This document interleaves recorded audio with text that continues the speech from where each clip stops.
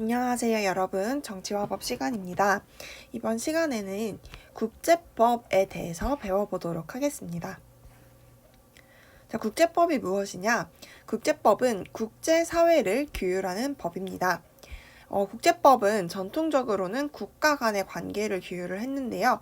왜냐하면 국가가 가장 기본적인 단위였고, 그리고 국가 외에 사실 다른 주체들도 별로 없었습니다. 자, 그런데 오늘날의 경우에는 국제사회에서 행동하는 주체들이 다양해짐에 따라서 최근에는 개인, 그리고 다국적 기업, 그리고 국제기구 등으로 국제법의 적용 영역이 점차 확대되고 있습니다. 국제법이 있으면 무엇이 좋을까요? 그 의의부터 보도록 하겠습니다. 첫 번째 의의는 국제분쟁, 즉 국가 사이 또는 국가와 국제기구 사이에 국제적인 분쟁이 발생을 했을 때 유용한 해결 수단을 제공해 줍니다. 그리고 두 번째, 국제법을 만들므로써 특정 문제에 대한 국제사회의 협력을 유도할 수가 있습니다. 당연한 얘기죠. 읽어보고 이해해주면 될 것 같아요. 그 다음으로 알아볼 주제는 국제법의 법원입니다. 자, 법원은 법의 다양한 형태라는 뜻인데요. 국제법은 종류가 여러 가지가 있어요. 국제법의 법원이라는 것은 국제법의 종류, 다양한 형태라고 생각하면 될 것 같습니다. 국제법의 법원에는 어떤 것이 있는지 알아보도록 할게요. 이 부분이 수능에서 자주 출제되는 포인트라고 생각하면 됩니다. 첫 번째 법원은 바로 조약입니다. 자, 조약이란 건 무엇이냐면 국가 간, 그러니까 국가와 국가끼리 맺을 수도 있고 또는 국제기구와 국가 사이에 체결되는 법적 구속력을 가지는 합의입니다. 자, 여기서 국제기구도 그러니까 조약을 체결할 수 있는 주체가 된다는 것도 기억해 주세요. 그리고 이 조약을 체결을 하잖아요. 이 법적 구속력은 모든 나라에 적용되는 것은 아니고요. 이 원칙적으로 조약을 체결한 당사국 간에만 구속력을 지닙니다. 이 조약은 문서 형식의 합의가 일반적이고요. 우리나라 경우 모두가 조약을 체결할 수 있는 권한을 가지는 것은 아니고 조약의 체결권 그리고 비준권은 대통령한테 있습니다. 즉 국가 또는 다른 국가 또는 국제기구와 조약을 체결할 수 있는 권한, 그리고 비준은 뭐냐면은 조약을 최종적으로 확인하고 동의하는 것을 의미하는 거거든요. 이 비준할 수 있는 권한은 대통령한테 있다는 것을 잘 기억해 주세요. 조약은 체결 당사자가 몇 개냐에 따라서 양자 조약과 다자 조약으로 나누어집니다. 양자 조약은 체결한 당사자들이 둘인 경우 를 말하는 거고요. 다자 조약은 체결한 당사자들이 셋 이상인 경우를 의미하는 것입니다. 대표적인 예시로는 한미 상호방위 조약이 있는데요. 한미 상호방위 조약은 한국과 미국이 전쟁이 발생했을 때 서로 도와주기로 한 조약을 의미를 하는 거고요. 이 조약으로 인해 현재 미군이 우리나라에 주둔을 하고 있는 것이죠. 그리고 두 번째는 교토의정서라는 게 있습니다. 이거는 온실가스를 줄이기 위해서 나라들끼리 협약한 것이라고 할 수 있는데요. 여기 교토의정서라는 말에 조약이라는 말이 나와 있지 않잖아요. 이렇듯이 조약이라는 말이 들어가지 않더라도 국가끼리 문서 형식으로 합의한 것이면 다 조약이라고 할 수 있습니다. 네, 조약에 대해서 알아보았고요. 두 번째 법원 알아보도록 하겠습니다. 두 번째 법원은 국제관습법입니다. 자, 우리 관습법에 대해서 배운 적이 있어요. 기억나나요? 혹시 죄형 법정주의 할 때 관습형법 금지의 원칙 기억나나요? 관습형법 금지의 원칙이 뭐였냐면은 관행이 지속되어서 법적 효력이 생긴 관습형법으로 범죄나 형벌을 결정하면 안 된다라는 그 원칙이었잖아요. 여기서 말하는 관습법도 똑같은 의미고요. 국제관습법이라고 함은 국제사회에서 오랫동안 반복되어 온 국제적 관행이 모두가 따라야 할 법적 의무로 인정된 것을 의미합니다. 이거는 따로 합의를 한다라는 어떤 절차를 거치지 않아도 원칙적으로 모든 국가에 대해서 구속력을 가집니다. 조약과는 차이점이 있는 거죠. 조약과 국제관습법의 차이를 물어보는 문제가 많이 나오니까 조약과 비교해서 잘 알아두면 좋을 것 같아요. 자, 예시도 알아둘게요. 가끔 예시로도 시험 문제가 나오더라고요. 첫 번째 예시는 국내 문제 불간섭의 원칙입니다. 근데 이게 국가들끼리 모여서 합의한 건 아니지만 암묵적으로 모든 국가가 받아들이고 있는 건데, 국내의 문제에 대해서는 다른 나라가 간섭해서는 안 된다는 원칙입니다. 그리고 두 번째, 포로의 인도적 대우 원칙이 있는데, 이거는 뭐냐면 만약에 전쟁을 해서 포로를 잡았어. 그럼 그 포로를 학대하거나 고문하면 안 되고 인간적으로 대우해줘야 된다라는 원칙이고요. 그리고 외교관의 면책특권은 많이 들어보았죠. 외교관은 그 신분상의 지위를 유지하기 위해서 각 다른 나라에 갔을 때 민형사상 책임을 받지 않게 됩니다. 이것이 외교관의 면책특권이에요. 이 모든 것들이 국가들끼리 암묵적으로 따르고 있는 국제관습법이다라고 생각하면 되겠습니다. 자, 세 번째 국제법의 법원은 법의 일반 원칙입니다. 이것은 무엇이냐면 여러 문명국에서 국가 안에서 공통적으로 받아들이고 따르는 국내법에 수용된 법의 보편적인 원칙이에요. 이거는 막 엄청 중요한 국제법이라기보다는 국제 분쟁이 발생을 했는데 관련 국제법이 없어. 관련 조약이라든지 국제관습법이 없어. 또는 법규의 내용이 명확하지 않아. 그럴 경우 보충적으로 재판의 준거로 활용을 하는 것이 법의 일반 원칙입니다. 이 원칙의 예시로는 어떤 것들이 있냐면, 첫 번째 원칙은 신의 성실의 원칙이에요. 이건 무엇이냐면 어떤 사람이 권리 또는 의무를 가지고 있으면 다른 사람이 일반적으로 그 사람을 볼 때 이 사람이 권리를 적절히 잘 행사하겠지, 그리고 의무를 성실히 이행하겠지라는 믿음이 있잖아요. 그 믿음이 신의야. 즉 사람들은 자신의 권리와 의무를 신의에 맞게 성실하게 이행해야 된다라는 원칙이 신의 성실의 원칙입니다. 뜻은 대충 알고 있으면 되고 이게 법의 일반 원칙이라는 것을 알아두면 되겠습니다. 그리고 손해배상 책임의 원칙. 이거는 쉽게 생각하면 다른 사람한테 손해를 입혔으면 배상해야 되는 원칙이다 라고 생각하면 됩니다. 그리고 세 번째는 권리 남용 금지의 원칙입니다. 권리를 가지고 있는 사람이 그 권리를 남용해서는 안 된다라는 원칙이죠. 그 외에 법원은 국제사법재판소의 판례가 있을 거고, 이 국제사법재판소가 뭔지는 다음 시간에 배울 거예요. 그리고 국제법 학자들의 학설도 있을 수 있는데 이것들은 그냥 국제법적 판단의 보조수단 정도다라고 생각하면 될 것 같습니다. 이렇게 국제법의 법원에 대해서 다 알아보았습니다. 자, 다음 진도를 나가기 전에 지난 시간에 배운 것을 적용을 해서 연습 하나 해보도록 할게요. 우리 지지난 시간에 국제사회를 바라보는 관점 2가지 배웠죠. 그 2가지 관점이 뭐였죠? 현실주의 관점과 자유주의 관점이었습니다. 현실주의 관점과 자유주의 관점은 국제법을 바라보는 시각이 달랐잖아요. 그걸 한번 적용해 보도록 할게요. 여러분이 먼저 읽어보고 이게 현실주의적 관점인지 자유주의적 관점인지 한번 적어보세요. 네, 적어보았나요? 같이 한번 다 맞춰볼게요. 자, 첫 번째 문제를 보니까 국제사회 행위 주체들은 국제법을 준수해서 국제평화와 국제사회의 이익을 실현한다 라고 되어 있죠. 국제법이 국제문제를 해결하고 평화를 달성하는 수단이 된다고 보는 거잖아요. 긍정적으로 바라보고 있죠. 이것은 자유주의 관점이라고 할 수가 있겠습니다. 그리고 두 번째, 국제법의 제정 과정에서 강대국의 힘의 논리와 이해관계가 반영된다라고 되어 있는데, 국제사회는 힘의 논리에 의해 좌지우지된다고 보는 관점은 현실주의적 관점이었죠. 이번은 현실주의라고 생각하면 됩니다. 자, 지금까지 잘 따라오고 있죠? 오늘 배운 내용이 그렇게 어렵진 않을 거라고 생각합니다.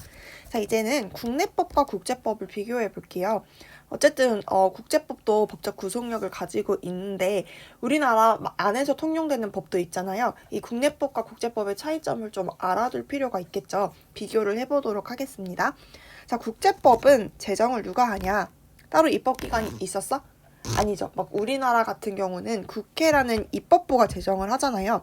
근데 국제사회에는 국제사회 전체에 영향을 미치는 입법기관이 없어.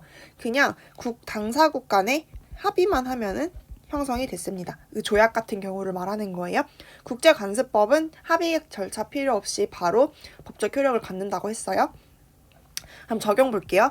적용은 국제법의 경우에는 여러 국가들에게 적용이 되는 거잖아요. 그런데 국내법의 경우에는 우리나라 안에서 한 나라의 주권이 미치는 범위 안에서 적용이 됩니다. 그리고 구속력 볼게요. 구속력, 강제적인 집행기구나 집행수단이 없어. 우리 국제사회 특징할 때 배웠죠. 국제사회에는 강제력을 가진 중앙정부가 없습니다. 그렇기 때문에 큰 구속력이 없다고 할 수가 있어요. 언제든지 탈퇴 가능하고 언제든지 배신이 가능하다라는 것이죠. 반면 국내법의 경우에는 법을 지키지 않으면은 강제적으로 제재를 가할 수가 있게 되죠. 그렇기 때문에 강력한 구속력을 가지고 있습니다. 차이점 잘 알겠죠? 자, 그러면은 이 국제법이 우리나라에 들어왔을 때 어떤 효력을 발생시키는지 보도록 할게요. 우리나라에서 국제법과 국내법의 관계를 보도록 할게요. 자, 헌법에 근거해서 체결 공포된 조약과 일반적으로 승인된 국제법규는 국내법과 같은 효력을 지닌다고 봅니다. 즉, 우리나라 안에서는 국제법이 국내법과 같은 효력을 가지고 있다라고 생각하면 됩니다. 자, 근데 이 국내법 중에 과연 어떤 법과 같은 효력을 가지냐? 우리 법 종류 5가지 있는 거 기억나죠? 뭐가 있었죠? 헌법, 법률, 명령, 조례, 규칙 이렇게 5가지가 있었죠. 헌법은 우리나라 최고법이잖아. 국제법이 우리나라에 들어왔다고 해서 헌법과 같은 지위를 주는 건 좀 바람직하지 않은 것 같아요. 그래서 법 상호 관계에서 헌법이 국제법보다는 상위의 지위에 있다고 봅니다. 그러면 조약은 어느 정도 수준이냐? 조약은 이 법률과 명령과 비슷한 수준이라고 생각하면 됩니다. 법률 또는 명령과 비슷한 수준이다 라고 생각하면 됩니다. 헌법보다는 밑에 있다는 거. 자, 그러면 이제 국제법이 국내법으로 수용되는 과정에 대해서 알아보도록 할게요. 자, 조약 같은 경우는 대통령이 체결하고 최종적으로 확인한다는 뜻인 비준을 하면은 국내법으로 수용이 됩니다. 근데 여기 중요한 단서가 있는데 상호 원조 또는 안전보장에 관한 조약 등 일정한 조약의 경우, 즉 이거를 뭐라고 생각하면 되냐면 중요한 조약이다라고 생각하면 돼요. 중요한 조약의 경우에는 국회가 동의를 해줘야 국내법으로 수용이 됩니다. 반면에 국제관습법의 경우 명시적인 합의 절차 없어도 법적 효력을 가진다고 했잖아요.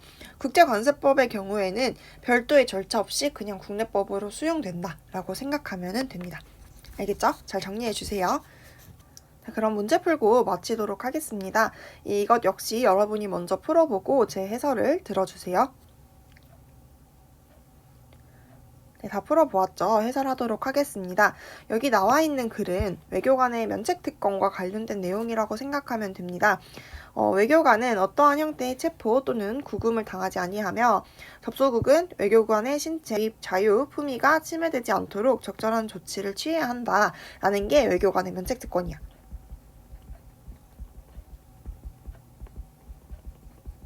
이거를 바탕으로 A와 B가 무엇인지 찾아볼게요. 이런 조항이 중요하죠. A랑 B는 국제관습법 조약 중 하나입니다. 자, 이런 오래된 관행이, 이렇게 오래된 관행이란 말이 나왔죠. 오래된 관행이 유럽에서는 이미 16세기 말 이전에 A가 된 것을 들 수 있다라고 되어 있는데요.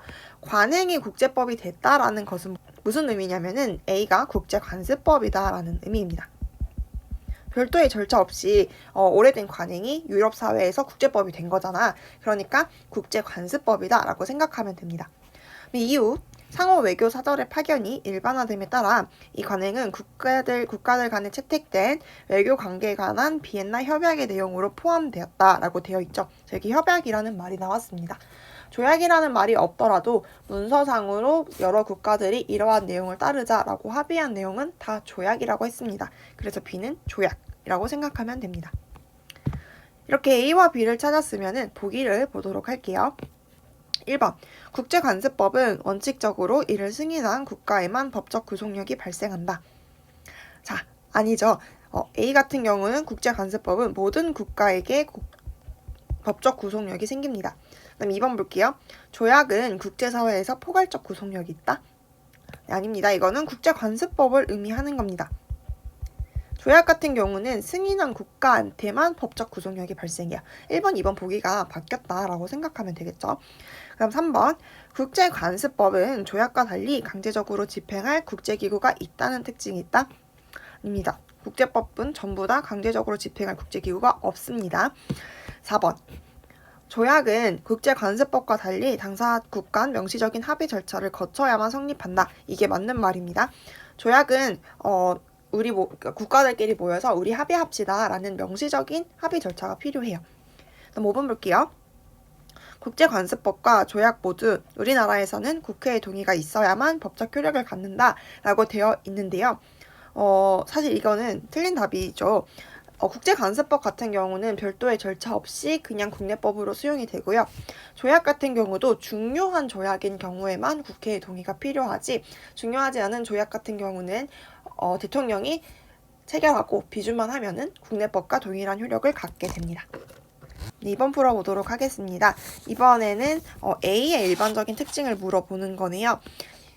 A가 무엇인지 알아보도록 하겠습니다. 각 학생들이 말하는 게 무엇인지 보도록 할게요. 갑. 국가 간에 체결하는 법적 구속력을 지닌 명시적 합의입니다.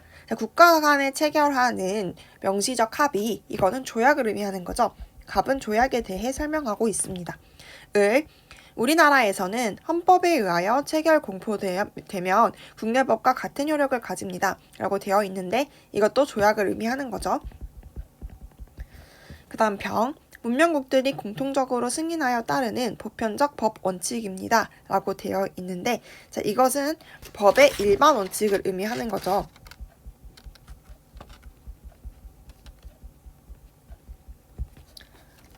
그래서 이거를 본 정의, 한 사람 빼고 옳게 발표했다라고 되어 있네요. 병만 조약을 얘기하지 않고 법의 일반 원칙을 의미했으니까 A는 조약이 되겠네요. 그죠? 자, 보기 보도록 하겠습니다. 1번, 국제기구는 조약의 체결 주체가 될 수 있다. 맞는 말이죠. 국가, 국제기구 다 된다고 했습니다. 1번부터 답이 나와버렸네요. 1번이 정답. 나머지 보기도 볼게요. 조약은 국가를 초월한 입법기관에 의해 제정된다. 이거 아니라고 했죠. 국가는 국가끼리 또는 국제기구와 국가끼리 체결하는 거라고 했습니다. 자, 그 다음 3번. 우리나라에서 조약에 대한 체결 비준권은 국회에 있다? 아니죠. 누구한테 있다고 했죠? 대통령이 있다고 했습니다. 다음 4번. 조약은 원칙적으로 국제사회에서 포괄적 구속력을 가진다? 이건 국제관습법을 의미하는 거라고 했죠. 조약 같은 경우는 체결 당사자들한테만 법적 구속력을 가집니다. 그 다음 5번. 조약의 예로는 신의성실의 원칙과 국내문제 불간섭의 원칙이 있다라고 되어 있는데 둘 다 아니죠. 신의성실의 원칙은 법의 일반 원칙이고요. 국내문제 불간섭의 원칙은 국제관습법에 해당하는 원칙입니다. 네, 그래서 정답은 1번이다 라고 생각하면 됩니다. 이렇게 오늘 수업은 모두 마쳤습니다. 복습 잘 해주고 다음 시간이 마지막 수업이 될 것 같아요. 다음 시간도 열심히 들어주세요.